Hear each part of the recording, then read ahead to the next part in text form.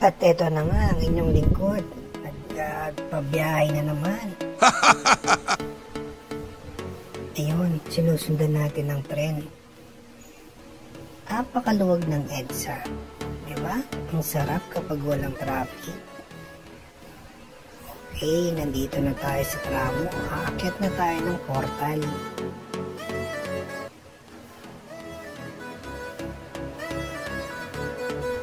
Ito na nga, malapit na tayo sa portal.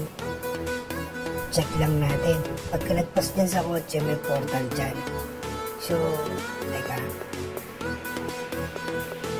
Kakanan pala tayo muna at medyo masigip yung daan. Ayan, papasok na tayo sa portal. So, nakita niya, pagpasok natin dyan. Charan! Ayan ang daan papuntang Cavite. So, konting biyahe pa. Lulusot na tayo sa portal. Ayun, may aeroplano. Talagang pwede nang bumiyahe. Yung mga kasama natin papunta ng Coron, wish natin na sana maging safe sila. Ito na, 80 km per hour lang daw ang takbo natin dapat. So sa Superman, nakikita niyo, nanggigigil na. Ayan, ayan ang pababa ng Cavite. Diyan kakaliwa tayo, tapos makikita natin sa unahan ang PITX. Yung nasa kanan din yung terminal ng MIA. Anong tren pala po? Terminal MIA. So yun na nga, ayan. Nakikita yung building na yan. Hindi yan PITX. Andun pa sa unahan.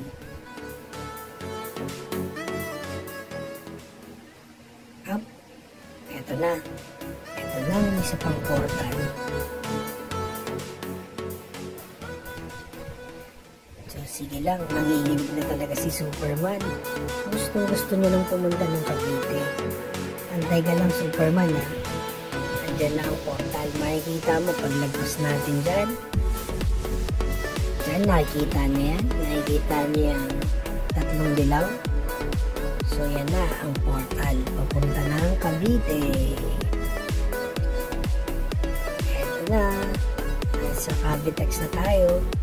Yung nasa kanan, yan ang PITX. Yung nasa kaliwa, hindi ko alam yan.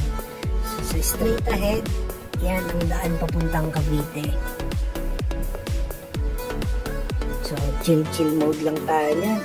Kailangan natin naka-cruise tayo para hindi na natin napipiga ang salina doon. Ayan, MRT PITX station. Ay, LRT pala. PITX station. So yan, papuntang Parañaque. Then, ito na tayo. Pag lumusot tayo dyan, yan na ang toll ng Cavite. Ay, hindi pa pala. Meron palang flyover pa pala doon.